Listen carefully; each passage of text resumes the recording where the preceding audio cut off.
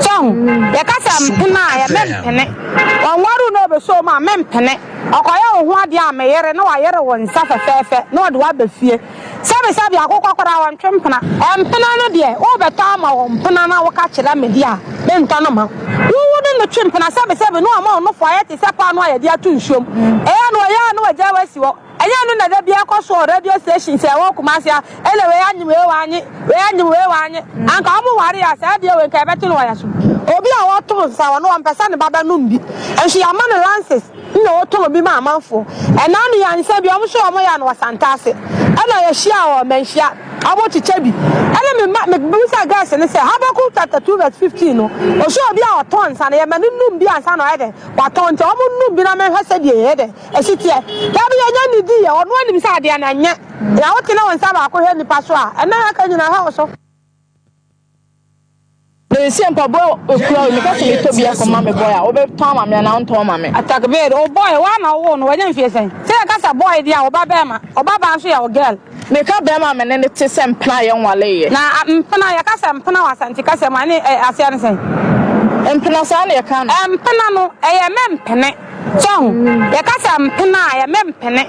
One waru no so my mempene. Okoya ohwa dia meyere na wayere won safa fefe na ode wa befie sabi akoko kwara wan twempena empena no de o beta ma wo mpena na wo ka kira media bento no ma wo no twempena sabi no ama no fo ayete sepa no ayede atu nsuom ya no agya wasi wo anya no na da bia koso radio station se wo kumasia ele we anyim we wanye anka omo ware ya sa de we ka beto no ya so obi a wo to sa wo no ampesa ne baba no mbi enhwe ya man lances no to bi ma amanfo ena no ya nse bi omo so omo ya no wasantase ana ya hia o manhia abo chichebi me busa gas ne se Habakkuk chapter 2 verse 15 no o so obi a oton sa na ya manu num bi ansa no ede waton te omo num bi na me hwese de ede ehite ya bi ya ni di ya ono anim sa de na nya ya wote na won sa ba ko he nipa so a ena aka nyina ha so makwa ma sa quotation si wa nyina mo nyade mo nkwarehwe says I'm sure be a bonny and near the Ogan and a pata and a Yankopo and in shore no can say yes, Mulame woman. Or so for the Nanoba can say where the dad Ubusan is a half an hour or Yama or Obusan is so fine. Yamo wouldn't quotation I catch us all about and say, wouldn't him song. Yes, I debate to every one short the fear. Almost pie a mile and penny not just a man in my video no and my bonnet. And the man no friend sorry them kura beba amoko adam si yesu kuada and o sorry memeneda sa na omo de no omo kan so ukọ bible mu John chapter 6 yes hwe ye no wan hwinti na de atoro beba bedada o ma mu kuma difo no mbeka che se nyamesom na sa na o de sum nyame a onya hu no ne nyankopon adwene nti na nyankopon bebu yaten ukọ Matthew 7:21 yetu sinyamo a musimi awrade ana mo bako soro ayeme wa wuye meja o wo soro na pede no wona wo kro oso boso no kra wo nko na okoku na obeko so Paul na won wanyi Yesu ani da no won na betro no Hebrew 9:22 say se mo ja hwiegu ama bonifa firima wa modi sa abo moja na se nipa moja okay oba una na de ojo aba for dia se so asom bosom se wo di nipa ko body se ni abosun senior brother John Kareno, we are born here, and maybe cemetery on what you would do me and son. Was it your catan of bonnet on one yapon? Cow bonny and no, who died and uncle Pod or bonny ide. Achow, and see a candy actually Papa near and Shirania Numini, Shamina, the opera brother Bessie we are, if you are. Okay, sorry, city, our brother Bessie we are, if you are. My memma Joe, na memma Quaba, and you may have family Sumpa TV, so. Ebrason say the Islam in the Bible Jumadi, Yerebre Hefo, ene yen etifo ye kwa homejem kakra na mum ya san aba enti fi sabe ekopem se nonkron ebobone de ye Islam the Bible jumadi na jedi eba wakwamu be bia obia enti frobi na ono so enfrobi don kan say the time is up ebre no enya so Islam the Bible assign by live on the radio and of course on your TV enti na wa se so da mamene topic e ba dwendwene ho no say Christopher enen kremufo Christopher eje Muhammad edi ana se omo njini ni omo Christo nkwa na omo jini di sansuna Islam for enso eje Kristo edi anaasɛ ɔmo ngine ni ne eno ye topica eda ba maso nwumre yebehwe na yadwendwene ho na hyana so sɛ brepam no mema wo so akonya na wafrɛ de aba adwumadi no so na odu nyansa watene na da beka adwumadi no ho na pack na kama na mo ba wasem no na ma ho ate a the last time no me kazi me na amanfo bi say bia yedi agro na yenya yesu ade and say bibi kire wa adwan enya atemi die na wa ma ho ate kama na bibia so atimi kama man azuka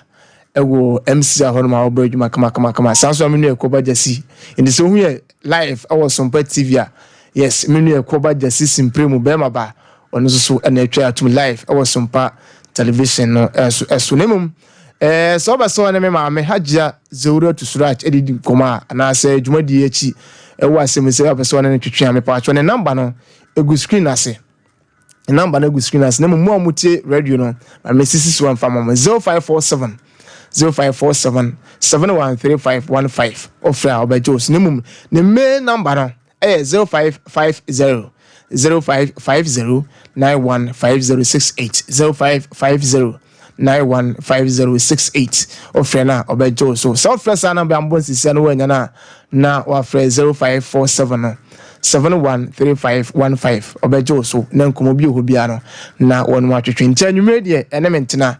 no watwe apon wesima mienu yenkwa kopem se no nkro ba ibepeje mama adwumadi akanso no abeto aso haja wa hanom tenche bekọ ne nchen ne akwaje mpai na mum dwumadi ne join live Facebook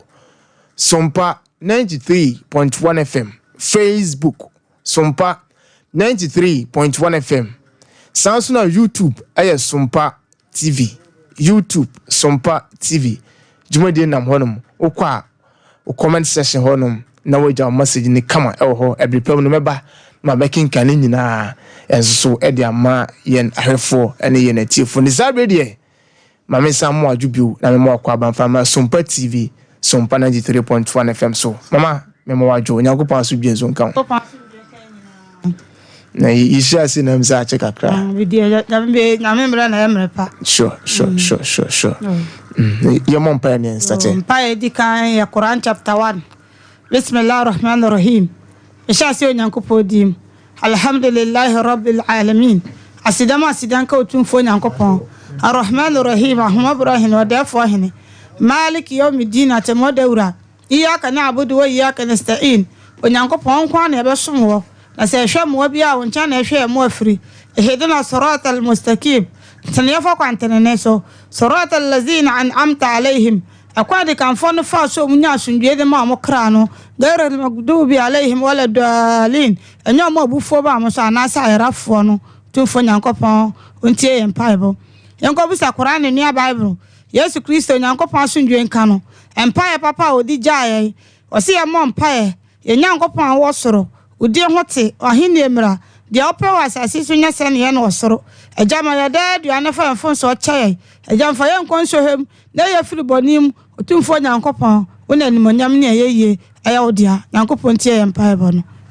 amen etino yes started jumadi na no name join jumadi live Sompa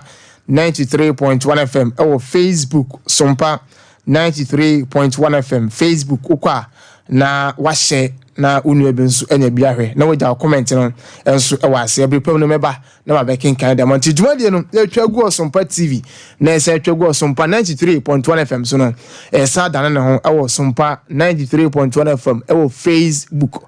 na Sompa TV enso YouTube nti woni nyina no every problem meba na ma baking kan comment am waja gu woni nyina na bibia so etim ayekama nti ukwa na wahye na unu ebensu no enya bi ahwe mama na ena topic na me sisu bio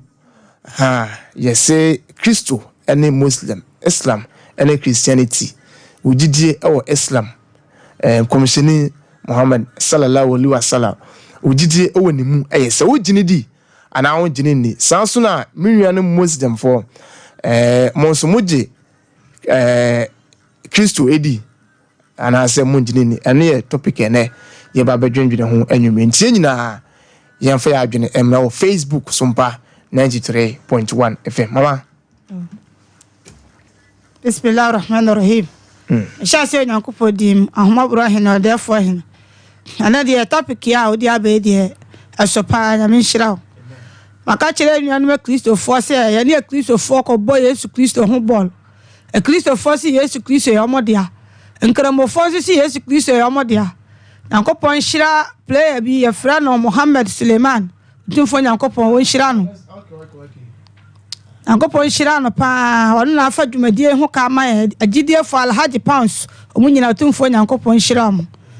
wo ya kramoni na sa wudi komsheni Muhammad sallallahu alaihi wasallam di na sa wo ka sa wunyi Yesu Kristo nyankopɔ asundwe nka no wunyi ni a nkramosom no udi enka ho ende de me pese nyina ya te ase ne se Yesu Kristo nyankopɔ asundwe nka no eno komsheni Muhammad sallallahu alaihi wasallam onu so nyankopɔ asundwe nka no enya omu mienu nkwa na ye difo a otumfo nyankopɔ asoma omu ba wiase se omu mekira ye kwan so obusa Kristo ni se uji Moses di a obi wo ha otimi ka che se Moses di na asam no ya pam dada obi kasa na meru aye de aho so nti ye se no anya ntokwa ebi ade a wo te ye no wa mu se hu se no kura difo no be kan ye no enie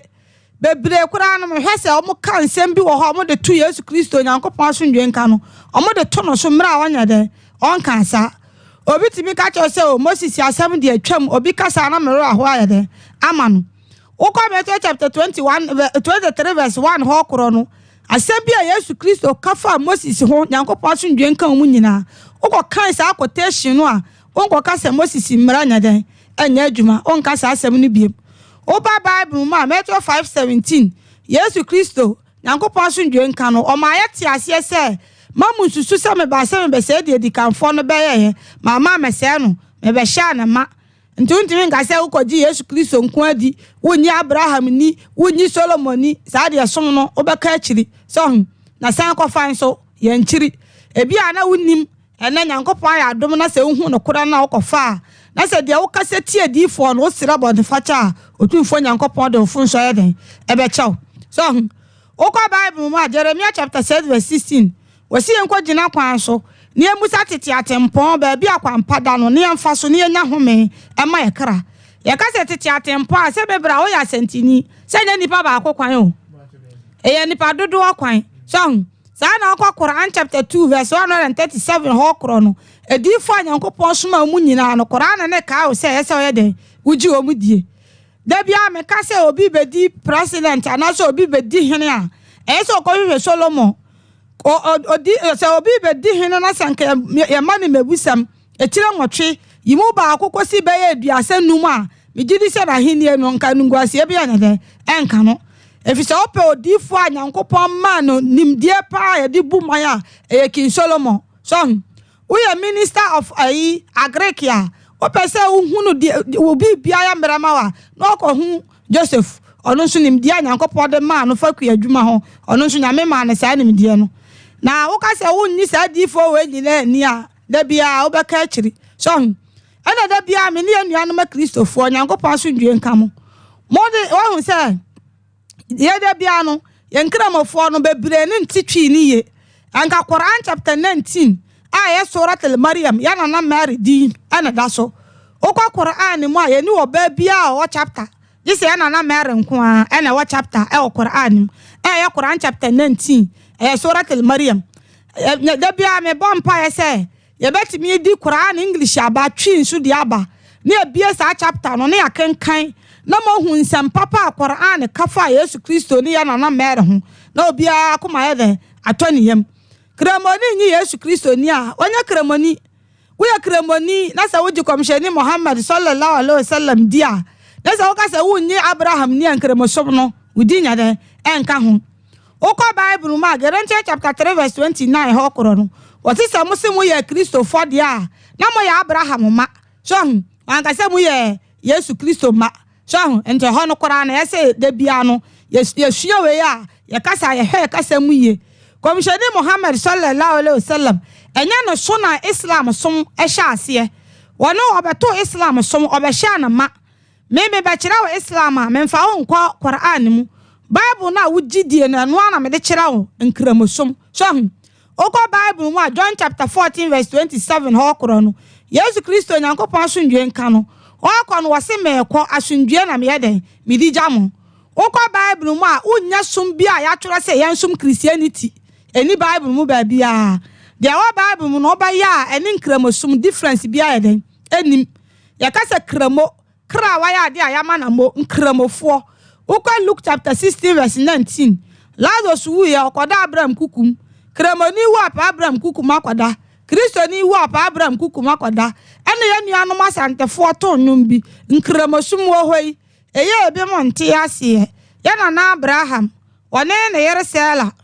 osori ya na pa he no afa ne buta wade ahore ne ho wade ahore ne nsa wade ahore ne nan okwa asori da mu a asema waka ne se la ila illa la no so oso hini bia no afata sa osom no je otumfo Nyankopon enti odifo bia otumfo Nyankopon ba soma no oba wase munyi Onyankopon ni na menso munya de munyi mini okwa John chapter 14 verse 1 Yesu si munyi Onyankopon ni na menso munya de munyi mini so odifo bia ba ma unhuni Nyankopon na sa odifo na Nyankopon soma no no de no aginadi enti okwa Quran chapter 87 verse 18 and 19 Nyankopon ka kire komshani Muhammad sallallahu alaihi wasallam say esum no de ma no no enu no de ma Abraham ni Moses mu nyina enti Muhammad Nyankopon asundwe nka no ohunu say de nkramofo ye no Kristofo ni esum nka ye no omunya bi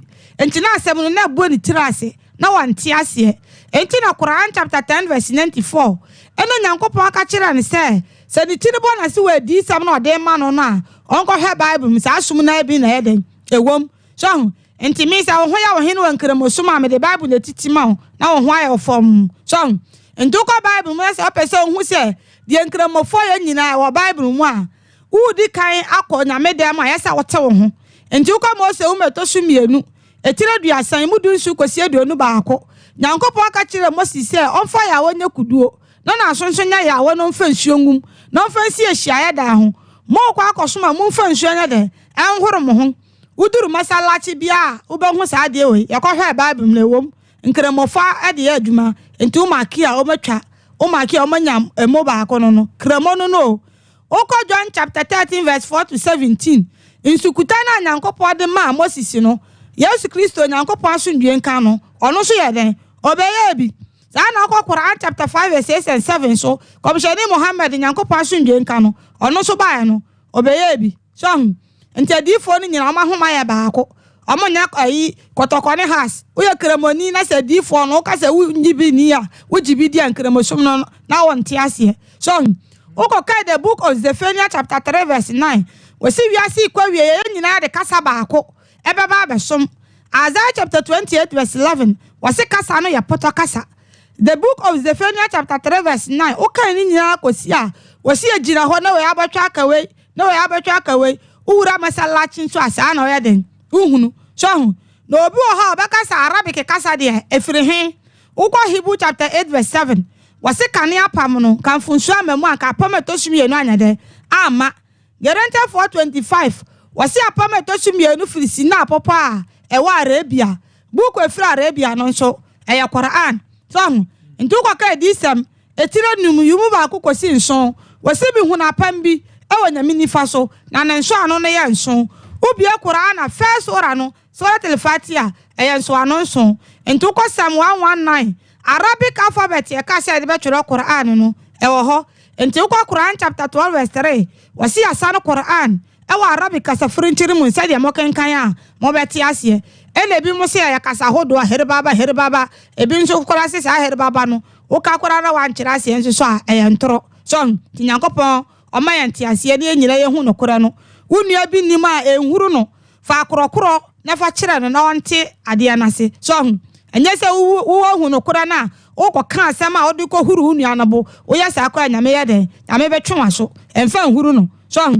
obi na busa ye platform to say Quran chapter 2 Surat al-Baqarah wasi ya twere alif lam Arabic alphabet mienu enti ye kire na se a obeba nkremo obeja Kristo suma ba nkremosum enso no onim se Psalm 119 Arabic alphabet ni bebre de ho ene ebusan se bi nso wo Bible ene o me kire ase ɛna ɔno ohu sɛ na onim nti wa ɔno nso anya gidigidi bia ɔte ase so nti sɛ yɛ nyina yɛ kaaka yɛ ho okɔ Bible mu a Nehemiah chapter 8 verse 6 ɔsɛ odifo Ezra obi enwuma ni mo no ɔman ni nyina sɔre gyina hɔ ti ewura masalachi na limam sɔre gyina hɔ a ne ɔmo na chidifo ni nyina yɛ den asɔre ohyira Awurade Nyankopɔn kɛseɛ no na ɔman ni nyina gye so sa amen na ɔmema awansa so na ɔkɔtoi ɛsɔre yɛ de onim yɛ den ebutubutu fam enti Bible maduano no me hu sɛ nkramofo no kura di ni kɛse kora yɛ den ɛsi ne anuanom kristofo yɛnuanom kristofo no bebre dwene sɛ nkramofo bɛsoma ɔmo help yɛ nti ɔmo soma wia nkramofo yɛn soma wia yɛ okwa Daniel 7:25 ɔso mba dane nsɛm no ne mmerɛ no yɛka sɛ Sunday no na kyerɛ sɛ awia da so na okwa Ezekiel chapter 43 verse 1-4 hɔ korɔ no Nyankopɔn si wo besi asɔre dan a mana ne nhwɛ apuyɛ ɛhɔ dem na nanim nyama ɛde efiri ba ɛna di ko da kora wa mana nhwɛ east kora wayi no kora sɛ me sɛ TV na mayi o ana meboa nti di ko da kora ma yɛ hu ne sɛ apuyɛ hɔ no power bi ɛde ɛwɔ hɔ ti Nyankopɔn ɛma yɛ nyina nti asie ne nyina yɛ hu no kora no ne yɛfa no kora ne nya adwuma ne nya home ɛma yɛ kra so tina ya Islam in the Bible dawafo ya si ampene mankramofo ni Bible meduane no eni Quran mu de ne nyade enyamo ntina ede bia ye ba Islam in the Bible ho ya ohene wankramosuma me the Bible na eden etitima so metana mpabo a me hyada ka sentafo die wom asantifo die wom first tani bi wo ho ya ka se tani a na ka se eye didi atam wonte ase so sa ya ntafo nti wo ka sentafo na ya Kristo ni bi nsu hyiawa ene fa konzongo na me shwe busan se na ukoduru asori a usi Yakubu homa Yakubu nso pe na yesiku ji se ukozongo usi Zakaria homa Zakaria nso ji se ukozongo Zakaria bia nso so Zakaria bebire nso de ji se masalachi na yede ubenya omo so Nyankopɔn bo nipa nso Adam ne Hawa o pa Adam bia nso so ji se uwura zongo ntinkramofo omo je difo no yede edipa okay mera ase agya anu ye hagya Zeura to Srach and I'm a patch watching in can or Jumadi so friend Islam in the Bible fiti sabre a request starting on copy said on Crumbable and a BPJ mu Facebook for no Nezu say my born my many Facebook message being through on Mansana had an be cool next communicate GB yeah sana my benefits some because this is Osman Mohammed say good evening Majid Ibrahim on say and we fight ready can start here na and the could start with Facebook on na Majid so say read it for X or so for Said Mohammed or say you are okay what then later than my boss no my sounds na Hamid Isa or say knowledge is acquired. This woman is a definition that may Allah continue to guide her. Amen. Nyankopɔn so man ho ban de bia. Mungoswa na momfa mo messages no. Emfa Facebook some 93.1 FM Facebook. No akwa YouTube nso no akwa jebi ho na brepam no me ba na mabekin kada. Mo hya no so. Jumade na air live or some pet TV. Live or some pet TV and it's also some pet TV but Islam the Bible ne we na biare we na ya ba we have come to stay ya ba se ba betanti na otwe bia adwuma no e twagu radio no na se twagu e TV your numbers ne bio 0550 0550 915068 eno eye me maame enama mama na musa we Islam e wo gidi se Kristo we be san ba bio dia o ka se Kristo dia Yesu mame kana sa ha Yesu Kristo David mu nyina ye Kristo Kristo ne dia Messiah obi ayasra no okay so Yesu Kristo obesamba Enoch mu nyina se o ma hu nyame de o mo ko soro so eno de kire ye beba no so ensenkire ne adifo no beye ye ni nyina ye beba so yesi ano ye nuanu ma Kristo fo no bebre ni se Yesu Kristo kwano ko nyane obi a wo wu nansa ana odi Yesu Kristo adane se osaye Nyankopon ana meboa na wokwa Ezekiel chapter 37 ho kro no odi for Ezekiel nsu kwanya ni dompe so na odi onyane obi a wo wu nansa ene de onyane obi a wo dompe akokwa nso ho ana nka aben enti Bible no moment ye bo ase de enka niye asem bi wo ha wote a wanti ni ya obeka se de wo tie no obefa ne san so bia okohwa a na nya san na tie so ebi ni se John 14:1 Yesu ka se munyi onyankopon ni na me nso munyi mini John 14:1 Yesu si munyi onyankopon ni na me nso munyi mini tilabia pi o meje fie anka ante sanka maka kira mo se me kosiesie baabi na mabefa mo akọ enso ebi mo se Yesu si okosiesie baabi ayede abefa yakọ enso oto bo ase kan a enye sa na Yesu Kristo onyankopon aso nwie nka no enye sa na okan ye na udwunu ho nso na wo hu se asam na wo kan no wo pese wo hu no kura na okọ Bible mu akọhwe se na ye de na Luke chapter 19:16 no Yesu Kristo eka kira ye se emra Lazarus wuye no okọ twura Abraham kukum osikani no nso soma ne so na o amane hu ni jam Abraham kukum ho no na ye hefa ho no so wana di ka si ye so enti ho no na ye se ye to ye bo ase ne ye twuro ye sua ho ade so edifo ni nyina Yesu Kristo na no ho aba chinie asi na edifo ni nyina bibi ti sa John 1:1 say esi ye nya abotre na John 1:1 no ye sua ho ade John chapter 1:1 say mfiti ase no na asem no ho onse John si mfiti ase na asem no ho Genesis nso si mfiti ase no Nyankopon bo soro ne asase we si mfiti ase woji di sa Genesis nso enyin si ne John ana mebwa Genesis enyin si enti pani nso so de ono ne pam nyini abesiru obesiri mbabone ano John no asema na Yesu sua ni John ne kire mu no unya abutire akire mu a eko pe quotation say wa pam dedem a obeti ase ama wa akoma yeden atoyem me no osofu bi share o radio station bi efa sa quotation no John 1:1 wasi Yesu na ya asem no na asem no na beda na honam so enti nyame ncha de no host program no so no timi kai twi Bible ni ye ena da na Bible so de na so pantafo de na mu ntworo na so so enti John 1:1 no wasi mfiti ase no na asem no ho na asem ni onyankopon na ho na asem ni ye onyankopon enam asem no so na obo ade wankoti asem na anya ade a oyeye asem no mu na nkwa wo so asem no beda na honam no nkwa na ebi mu ewo omutirim so enso uka John 1:1 ni siwia no akwa Psalm 33:6 wasi Awurade nyankopon di nenum asem na ye osoro ne asase Isaiah chapter 55:11 nyankopon si asem bi ebefiri manum se nkodi ni dwuma gise koye die nti amesoma asem no ansa na yeden aba menchen na wasa akọ Genesis chapter 1:3 emra na sum ho no nyame ka asem se sum nya han na yeden na ye han wasi ade se enwa na ayo so enti asem ebada na honam no ukọ Luke chapter 1:26 asem keke ena nyankopon de suma bofo no se o meka nkire na Mary so obenyinsen sura bofo no ba ya na Mary nchen no wa mani APC bia wa mana duro bia wa nwon pane asem na free nyankopon num no obeka kire na Mary no ena odi nyinsan ye asem na nyankopon ka asase mra ena baaye asem na nyankopon ka asase soro mra na ede ena baaye nti osi ade se enwa na ayo ena moto onum se onyame asembe ye ho onyame asembe ye ho so na wasa akọ John 12:44 Yesu tie mu ka se de wogimidie no nyame na wogimidie na ye ja oyede osoma amen John 12:44 no uduru baabi a Yesu Kristo nyankopon so nwie nka no wose kasa koro wonim kasa nyankopon na kire ne se de wonya de wonsi nkasa na de ohun na gya ne nchen no oyede o ka kire yen enti John 12:44 no eno na be mo wate John 1:1 nase baabi wo ha mo se nyankopon ka se mo mayemmo no na o ka se bi a eja oba honkonkon na ni nyame yeden ebo ade eno no udi wadwene kire mu a da korope obehu se ntesa wukọ mebusa metire miensa mu dunkuno wose nyankopon di nyansa entiase enhunumu ana oyede ode bo na ade enti ukọ Job chapter 9:1 ho kro na akire mu se nyankopon bo ade na obi anyede enka no ho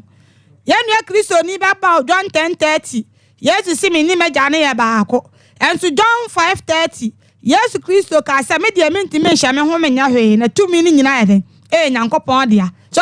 se de ukọ Bible mu a baby nyankopon ka kire Moses se madano nyankopon ama Faro da no ne kire se Moses o nyankopon enti nyankopɔn de untimi mfa bibia nyede enka nyankopɔn ho okwa Isaiah chapter 44 verse 24 ho kro no nyina nyankopɔn be kire so obo ade na obi anyede enka no ho onse nyansa na nyame de bo bibia ene da bia meka no sa asantefo ya mo si asantemo asante akokɔ asante kosua ntafo de ma ebi so ene enso nyame ma yenso ye fa din a wo Bible Yakubu homa Zakaria homa ni nyina nyame ma ye fa so otumfo nyankopɔn ni ma hyase ne awieye de ebesie nyina won se omo de asem to kosua so se kosua ne ma ne ya miensa enti enso wo ya e ba ko onse nyame ode net ni sie net no ma nkan anka ho wo yi giregire na net ni nie ansa na white na ansa na yoku no e se net na beka ho e de be nyame agya nyame oba nyame onkonkon nyame bofo enti akoyefo ni ti God ene de ti mama e chia de Yesu Kristo nyankopon asomdua nka no ba bia no ho a o ka se we nyankopon enti wo John chapter 11 verse 32 ho kan ko si be 44 John chapter 11 verse 32 ho kro Yesu Kristo kra na mo se enya mobitel tam o ko nyane Tama Yesu Kristo oko nyane owufu ono na o se agya me da wa se watie me na mi so tie me da nti oni nyame kasa na ahoma bia nsom na me Yesu so na enya mobitel ano me se na me Yesu Kristo so na enya mobitel na Kristo so na enya mobile phone asam kwara se ya kwara se mfiti ase se na ya asam ya papa no ko pe ma me so budi ka di asam na ko o ma me pene so na won so ya wo ada o me na mana before so I can count for me ba no ma me wurem kakra me ba cho afen wa join jumadi na live o TV live Facebook live o YouTube jumadi ni din Islam in the Bible na o twa pa won sima na duo no so yetima ya start na o twe kopeme se na okroma bo na okroma na ya peja ye mu okay yankwe John 11:32 or say ena Maria drew fa kwa Yesu wona ohunu no wo hwene nan ase ka kire no se Awurade se wo ha anka me nua bari man enwu ena Yesu hunu no se orisu na Yudafo a woni no baaye no nso risu no ogu ahome honhom na ne ho ne ra ho no ne ho ra na oka se ehin na mode me tie ehin na mode no toye wo se no se Awurade bra be hwe Yesu sui mo nyankopɔ su se na me nsu onton kompo na wada nya me nsu na kwa le bi su ahwa na be je ne yonko to aso mai ena Yudafo no ka se hwedo a odo no na won mu binum se woyi a otie ni frafo ni obue enifrafo eni no saika obetumi agi wei afri owuo mu ena Yesu gu ahome ni mu bio na oba eda no so eye abodan na obuo na obuo hina no Yesu ka se munyi obuo no de wawuo no nua Martha se no se Awurade se sei de wabon na odi na nan Yesu se no se monka menkyira mo se wogidi a obehunu Nyankopɔn animonyam wa se mugidi a mobehu Nyankopɔn animonyam Yesu aka se mobehu manimonyam ka ko ena woyi obuo no na Yesu ma nani so ka se eja meda wo asese watie me won se ha no kora che se Yesu nye Nyankopɔn o se eja meda wo asese watie me to aso na me de minim se wutie da na nkrofo kuo a wogina buo no nti na meka se na anti na meka sa omo beje di se wona wo soma ame so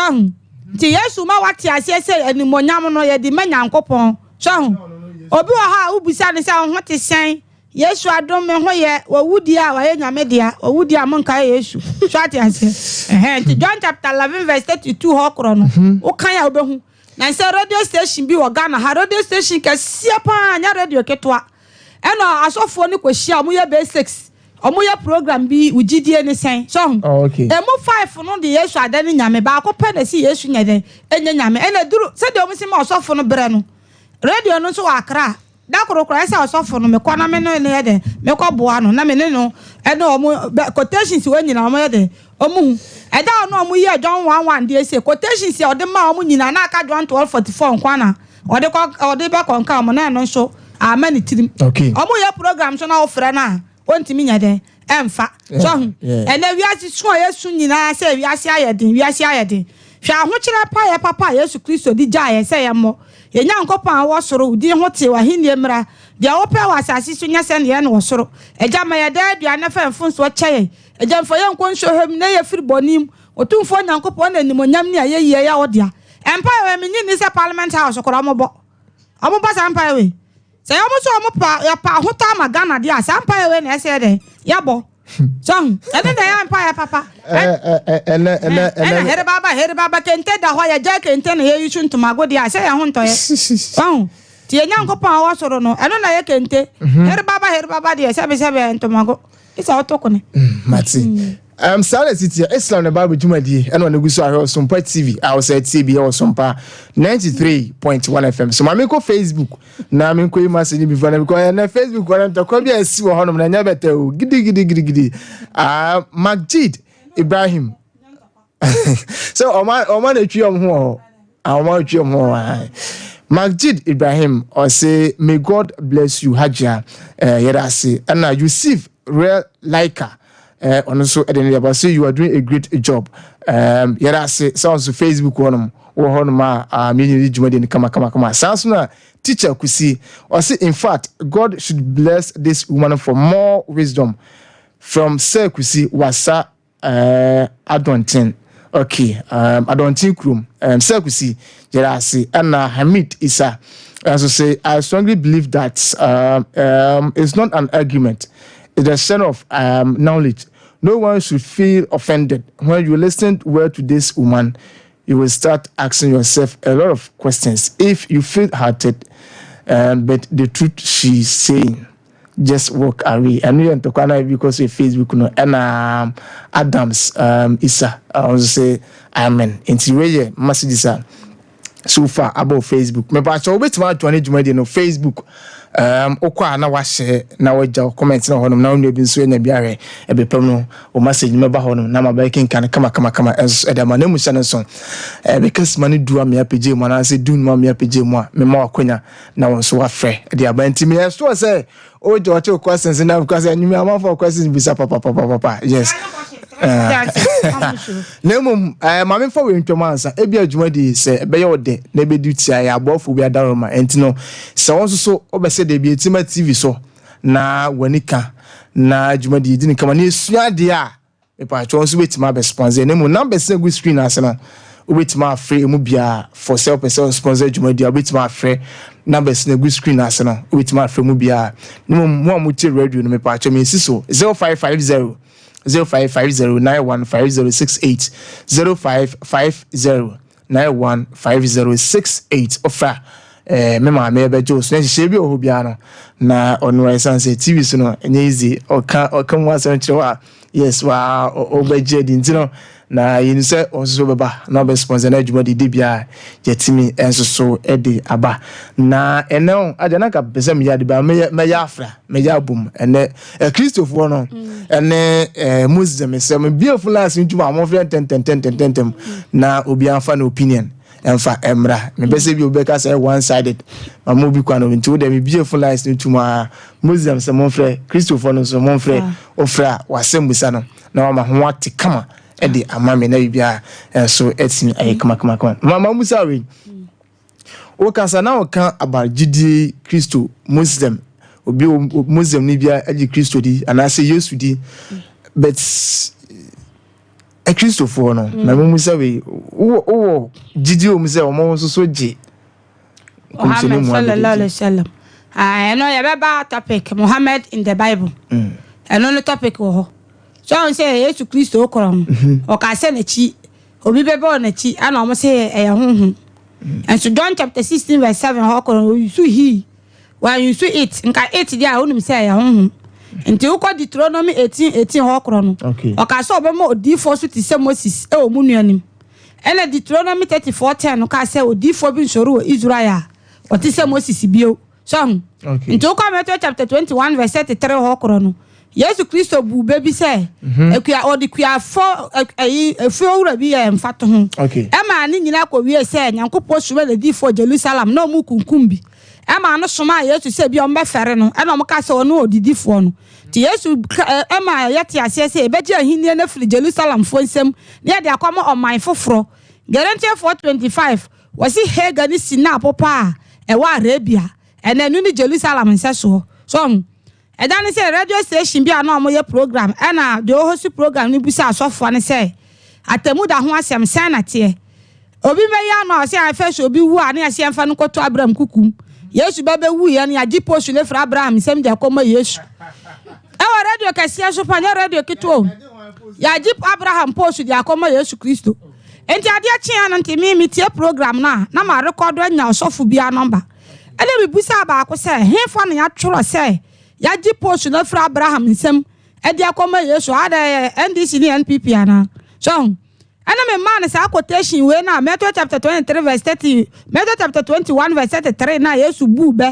e ka se ye be je hinnie na fri Jerusalem fam nsem dia koma oman foforo Galatians 4:25 no ka se Hega ni sina popa e wa Arabia enanu ni Jerusalem nseso me man sa quotation o se dia me dia man ka sa ba ku bi na kan me dia man ka bi ana ono de oyi no ho ya de afirimu so omo kai Bible no omo asem bi wo ha chese waji odifo na di nti asem anim kura na wode ma odifo no enso na entesa so Yesu Kristo e kai o John 8:31 ho kro abone fo omo person be kum Yesu Kristo no Yesu ka kire omo se mo ya Abraham asefo anka mbe ya Abraham djuma na chese Yesu Kristo odi Abraham ho adanse e kura se de Abraham be ye no esi ye bie quotations bebre omo di ma Yesu Kristo nso nya Yesu Kristo ho asem bibi ti sa Isaiah 7:14 a o ka sa baba a woni benyinsen obewo ba beto ne bedi Emmanuel asense Nyankopon ne ye ho onse di ni modu ene di no so ade ena omo di ama Yesu enso o kan Isaiah 7:14 no a omo kan ya no matwa verse 1 to 13 akone na omo di 14 no nkwa ade akoma Yesu Kristo enso started from 1 to 14 no a Isaiah yero to sumienu ena wo Emmanuel no ti wo kan Isaiah 7:14 ni nyina si a no akoka Isaiah chapter 8 verse 1 to 4 Isaiah yero to sumienu efiso ni so starting from 1 no awari amienu ka se tianti ebebu abono Yesu Kristo he na friend say Emmanuel e friend Emmanuel ye friend Emmanuel Yesu Kristo Isaiah 7:14 osofu bi apa omra na yemie from 1 to 14 no ne enka ni nyina nsi Isaiah yero to sumienu ana wo Emmanuel no na ntoko bi besi ena wo sa Emmanuel nti Isaiah 7:14 from 1 to 14 7:14 on kind from 14 kind from 1 to 14 who we are not kwa Isaiah chapter 8 verse 1 to 4 uban se nya Yesu Kristo ho komhye so ena wo kwa Bible mu so a ena Genesis chapter 16 verse 9 emra ya na Hega nyam Ishmael no so ye di Ishmael din bae as chense Nyankopon watie na Ishmael so Nyankopon tie asem otie nyame otie asem so nyame a o se ya kanta for de ndia na we you aso untie ni Genesis chapter 16 verse 9 aya di soro abofo be hia ya na Hega a o ka kyen se wanyinsan oba wo ba ya beto oba di Ishmael asense Nyankopon watie na no na kire se Ishmael so nyame otie asem di na se kire so ati ase enti Isaiah 7:14 na ntoko bi besi na otumfo Nyankopon ni ohene Ahas ena ekata se omo nsuro anti ababa onu benyinsen eno na be sign so mbedi nkunim ya beto ni bedi Emmanuel asiense Nyankopon ene ye wo ho okay so o ka kire Kristo ni se Yesu Kristo mekremoni o ka kire se ko Yesu Kristo odwambo ma ka kire se onim de awoka ya kora ya ko ya hospital na opem na ya ko onu dwambo ma Kristo for so believe say ya wo mo ya ti Israel for kasa na se na Kristo for ya ka se Bethlehem no kire se bro no a friend se mayanka so ebe si na ko Israel ai o ko Bethlehem ya dwambo enti ya bro no ni di na ya kora ya ko ya hospital na Yesu na ko onu dwambo me o ka chem se ko wo Yesu odwambom kwa me ka chem se na wonhua ade nyankopɔ difo akɛseɛ sɛ ne yɛkɔ wo no dwambom yɛka sɛ Bethlehem no kyerɛ sɛ bronu no di de mayanka so yɛka sɛ salam yɛka sɛ salam asomdwie so ɛna Greekfoɔ no ka no shalom ɛna Arabfoɔ no ka no salam ɛmena bɔnefoɔ no pɛ Yesu Kristo aku no wɔsi Eli so Arab ni nso bɛka sɛ Allah yɛde Israelfoɔ ntwerɛ yɛba nkramofoɔ bɛtumi atwerɛ omu churo free nifa na de ko bonkum omu churo free bonkum nya de enko nifa enti Bethlehem no nya dwambom omu kyerɛ ase na kyerɛ ase dwambom me o ka kyerɛ me se ko wu Yesu dwambom na odwambom na ko wo no to ye ame fa nyina fo nso nkyɛ amenya go bon fa nyina fo nso emfa enche ma me nko Facebook na menyi messages ni bi emfa emfree honom ma menyi messages ni bi emfa emfree Facebook. Muntari Amadu or say Tafu Zongo people are extremely proud of you, Haja. Mr. Tafu Zongo for him say omo hate wedding papa. Yes, I is it here. Muntari yes, more fire bia be kamawati. Ya mamentemunka. Tafu Zongo for no. Say na ya. Sansuna anani fokuo. Was say haha, I am watching you live from Bono Ahafo Akrudi. My name is Anani Foku. Good job, Mama. Okay, Anane, yan watch ya Akrudi Funina and so Edia menu. Sansuna Shaban, Shaban Suleiman. Shaban, okay, Suleiman. Was say we are the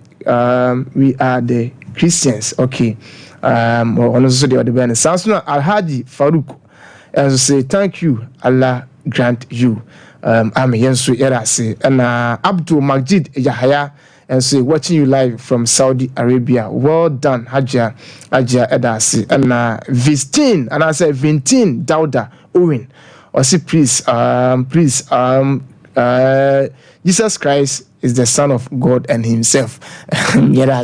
Say on sweet him. There was sounds not Adam GH or say this woman is okay. This grace to humankind. Okay. When you're fighting on my sounds now. IBN Abbas or say Masha Allah. God bless you. Say Antonia messages na biaba Facebook and I may hear the financial be remember more kunya now on so wafre na ode abanemu maja mbese otu Christopher ene nkramufo obi momo nya omo nyina ebi mo na omo nje Yesu ni ene ebi mo a omo nye komishene Muhammad sallallahu alaihi wasallam omo njini ni no bese omo mafutu kakra sama ko fama frefo enya omo nkwa se obi oha okoka Abraham asem kora asem obeka no kora no wa hwe kora wa wo di asem no ba kwa na wusuro so ho enti na Yesu ade no ene da bia ka se akora ko school a yese di ka ma ni hunu nyame asem nyansem fiti ase no eni nyamesuro so ho okọ Bible ma Jeremiah 8:8 ho okoro no wase atworo for pencil torofo na mansem ni pi aya atoro ela Bible no so say o ma hudo bebre nti wo say good news Bible ehun say asem bi o King James mu na say o mu hu say ene enya nyame asem a no ma yede no ma ye firim say say nsem bebre o ho a wo King James mu a okọ good news Bible ma yede unya so ebi ni say o mu tworo say Solomon Sabi omo se o ware 700. Nem asawo obeka kwara na okusuro 700. So enso wosofu bi e ka kire omo se musua de anka mo nkasa. Okwa Bible mu a omo ye so mbetworo nsem aguadifo no ho fi. So okay. Na obi na kan ye se o twa ntoro a wano na betwa ntoro wakoma de entimi ntwa ntoro. Busa Kristo obi a okotu quotation se Solomon ware 700 nempena for 300. Ene se Solomon ko be wo be 1000. And so ukwa Bible ma omusi na Nehemiah 5 enti nyame ya adoma eyi asori bi omu de omo yese Hebrew 4 enti nyame ya adoma e be pese e do omo be ba ha na omo so abekire mu se de amanfo aka no nya sa na kyerosem no ukwa original Bible no ma unya sa ansem Hebrew Bible no unya bi wom obi a mo so aware 700 mpena 400 na Nehemiah 5 enti mi anwo 50 kola enti ho no kola be hu se omo dane asam no so okay enti u kan Bible na atworo for pencil torofo na mansem ni pia ya atoro no okwa Bible ma 1 John chapter 2 verse 1 ho baby omo se ya na Mary eni Yesu Kristo nyankopon asundue nka no omo kwa ayefro ase na ensa sa na ya na Mary ka kire Yesu Kristo se ensa na sa na ya Yesu busa amame oba enti menya ne den ya nyi ni se Yesu Kristo be bie na no afro amame so oba enti minya ne de atwerofo pensere torofo ase wo yenkremofo aye de yenyini okay twati ase enti Jeremia 8:8 na o ka sa atwerofo pensere torofo na mansem ni pi aya atoro no ebi no ebi ni se ye nuanom bi no monsa kristofo no ebi no monsa bi wi preko ebi nso chiri nsa echiri preko ana mebo me ka se omo no monsa eno omo no eno monsa na hia aye eno omo no monsa no ka che omo no monsa na se mo no monsa adenti na mudi abenkwan na che so omo de sa ade no bedwane asem no omo ka no na omo ni mi se we mu nso wo point ya che omo de no wono unia wono monsa de adenti na wudi abenkwan ana onu susu busa na se won so aye bia odwa na mo so we ana se onwe ana o se me we na onu susu busa na de no nso odwa no ku na onso moja na onnom chahu se wo se odi abenkwa wonnom monsa de ana hukum odwa na yesa onnom ni moja ni nyina ana abe no so mafi ni abe ni nyina ni kwa se utugu ana mebwa no cre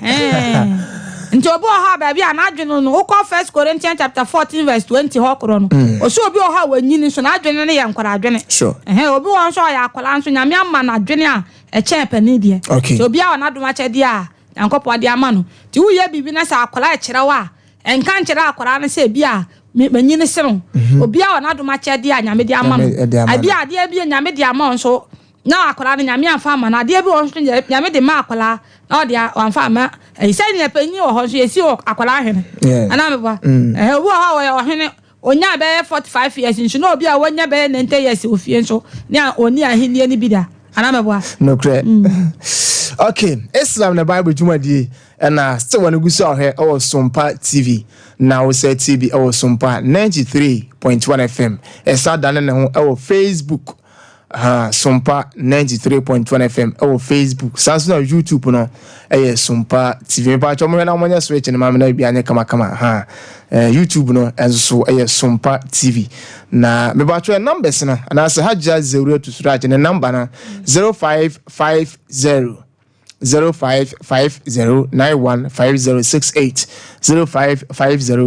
0550915068 eno ne number o fe no next way na obe free 0547 713515 0547 713515 obejo so na kuma bi obi ano nemum meso pese oboso ya sene obo sponsor jumadi ya meso number na me boboye na se gu screen ase na wafa hye bi obi ano ono be se bia mo so beboa na otwe bia ebitima ba TV ene radio na jumadi ya besua de na David bia na ye mana omo so ba no ye nya bi enso so e de atenete no manchi bia na me ma so akonya amwa fe e de abana mu amenyu message me bi Facebook fi wonom John Ejare or say good evening watch you live from Shama John Ejare Ventures yerase say Shama fo nya mo so mo hwe nyankopon aso bia nka mo so mamenyu wi so enfri honom Abdul Mumin or say God bless this woman. Yes, yerase sounds so by 0551. Adam manyina e bompa e bompa ma yo. Ya me hira ye nyina, ya me ma ye nyina ye hu no kore no. Amen. 0551 931 0548 931 0551 931 0548 931 931. Mr. Freba na wasema webusa no ama ho ate kama e de amame. Na bia so kama am se manya se nsuo ni gugu na mo still line am se edemo 0551 931 931 me first caller e wo so asundwen kan onwumre good evening nanko pa asundwen kan mfacho odi no bia akasa frintentiam from Ike me kasa free camera point Ike mamintio so I mean the pa ni quotation. Amen. But when the person was asking for Christus, a different from the Muslim. There's no moon, yes, yes, for a year, but no moon meaning. The idea and none are almost and the army to make it. But there's no moon is this. Na bi mo anaza omunyina. Me can say no money. Dabi e o ka sada me dabi e bi mo on say ade de even abrabo mu kura na ani bi wona o ya nya obi na be support you bi be support you bi support you Yesu isa bu u ba so fia wo na Yesu Kofi Yesu kura me hu bi wo kura si ada. Owura jongo yi se 0551 me di me sa na spell no 0551 931 931 0548 me ba cho we ya no check name na mama why 931 also asundwe nka onwume. Hello, salam alaikum. Alaikum salam. Me ba cho di ba bi akase free. Okay, mami nti won tente. The other is work as a element of the sometimes you almost the actual friend the use a damage. And then one time you know and calcium damage. There no lot to be the second mistake. But they are almost because the and what I said yes, that make that anyway.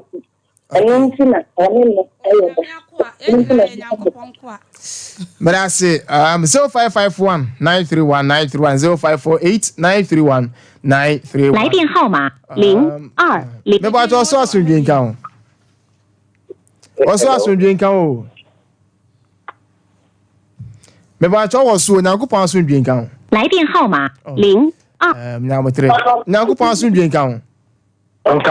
Me ba cho di no be akase frintentiam na line so ayese. Me di Ahmed Musa. Ahmed Musa ma mi ti ontentiam. Me prefi votary divu. Okay. Nko mo nchira aja bebrebe. Amen. Na on say obi fe ka say if you might be this woman can. Obi asem ko fa don nche no. Onim ya oka. Okay. Obi ya Muslim na wo ji Jesus Christ elia. And the Uber Muslim. Sure. Yeah, the need to catch a piece of work. Inshallah. Amen. Now, go pon once so. Alaikum. Me ba cho so asundwe nkan ho. Nkan so. Ba cho di ni ba be akase free. Me kase free ekuya mututu. The race is. Address me ba cho ma minti wa nyumenti ntem. Master mo kakra me pese me bo agi aba so se nyanko pon to nkwan na ọma na ọsọrọ asọmdeni. So what can say nkramofo anyi Jesus Christ ni a na eye de na yenya anabi Isa ni a nkramofo anyi no de. Oh, fachem why? Fachem wala na drop e fachem. Nyankopon asundwe nkan ho. Me ba cho wo so asundwe nkan ho. Hello. Yes, nyankopon asundwe nkan ho. Me ba cho di no be akase frintentiam na. Your friend Majid Ibrahim. Fitafo. Okay, Majid ma minti o. Ohun say. Say. We nyanam piece of from one plan kure. Okay. What say ya you online ya. The Muslims no kwa ya show mo kwa to for mma. Okay. So, idea there, nyame na asuma ne pe oboku euro. Won so na on board do be sakra. Inshallah nyame dey ni for amana sakra. So for me, omo Bible na different na say. Ana idea Bible no na ko na dey buy. Enti we ni na omo kan class aso. Because me sure omo kan church as for man to pay. Okay. Mate, merase. Nyankopon asundwe nkan ho. Nyankopon asundwe nkan anwume o. Nkan so. Me ba cho ntentiam na me line no ase me time no so aye ya ntentiam quick. Odi no ba akase free. Yo. Nkan so many. Me ba cho odi mentie TV na na radio no de yan kasa why? Yo. It's me Okay, mami ti untintem. Like a free akra. Okay.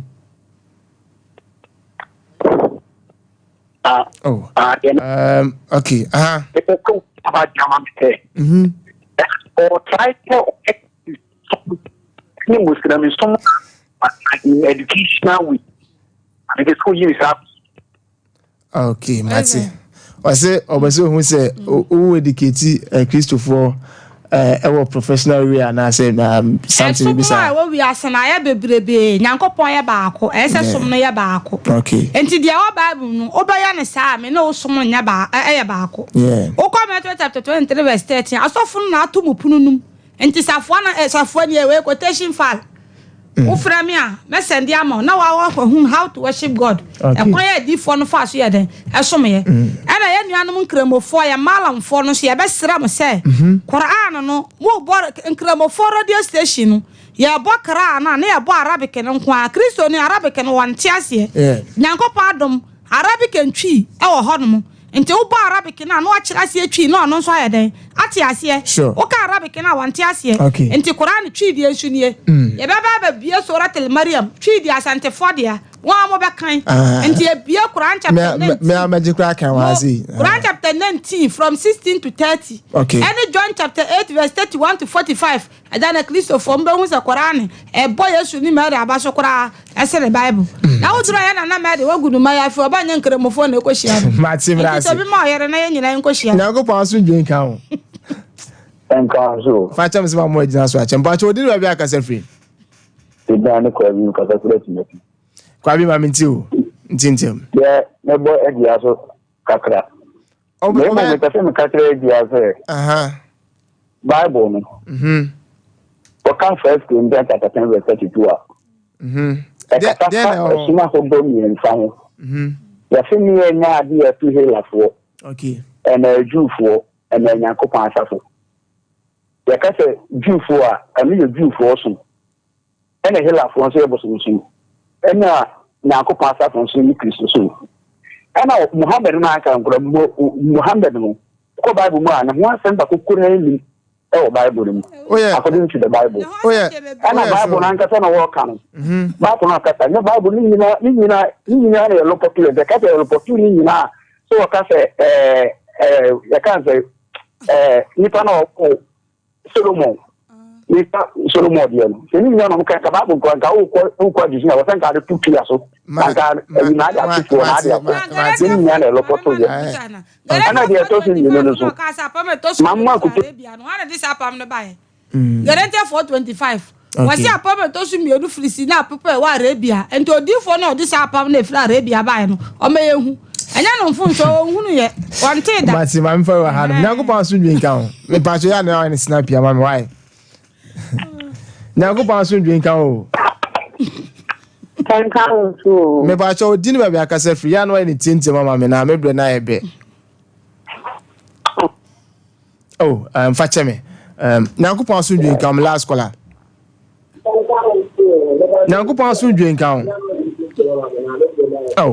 ofra mentie TV no se radio na 来电号码053me ba cho so aso dwen kan Nyankopɔn so dwen kan o Amen. Me pray abo agia abaso Yakobon shira no bebre na ejuma no Yakobon ema no ntompo amen ya me ho tomo assalamu alaikum alaikum salam yara se so ti me fair by afre for no fan chem course no de ba na mum say ye na ipjim na ejuma de aka na me to say the video share your platform I create mon fa jana ba nto so ma me na mensi so mfa mom ti radio na TV ni nyina the number na 0550 0550915068 into the course now the best studio no direct fafa honom 0550915068 fa course ni na for friends na ai biza now the outside fa other line so 0547 713515 0547 713515 0547713515 and I say 0550915068 ajam jera pay up na so na adwuma dia kana meto aso na otwese na ye bepsa ba na adi chese ke sa to aso na ase me unse aya manfo de pa na me aduma da se me ele be stress obi o ha ya sha ase no wa hu yeah o kwa Ezekiel chapter 3 verse 17 waso hu se onu akwa yiram na onim no kura no na wan ka kira na e be bisa na kra firi ho John, what's it Muhammad who has some Bible muno? Guarantee 425 or see a permit to show me a fleece now, Papa Arabia. What can Christian say? Yes, ye Odifo, I must say there be or Boros say because Odifo. Now Deuteronomy 18 now cast of Bemo Odifo to say what is Omunian. Oka